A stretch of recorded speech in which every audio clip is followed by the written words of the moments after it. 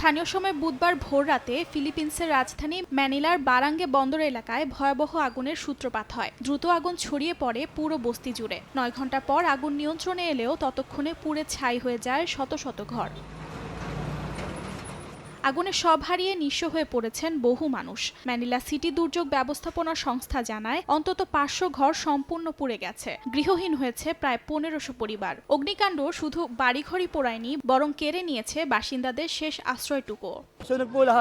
সবকিছু পুড়ে গেছে, আমার কিছুই রেহাই পাইনি। আমি যা রাখতে পেরেছি তা হলো এই শান্ত নিনোর মূর্তিটি। আমার টেলিভিশন সহ বাকি সবকিছু পুড়ে গেছে।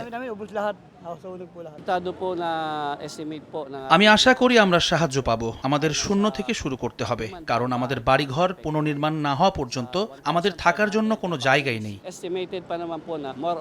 এদিন আরেকটি ভয়াবহ অগ্নিকাণ্ড ঘটে দেশটির টন্ডন ম্যারিউনেস স্ট্রিটে। এই ঘটনায় বহু মানুষ হারিয়েছে মাথা গোঁজার ঠাঁই।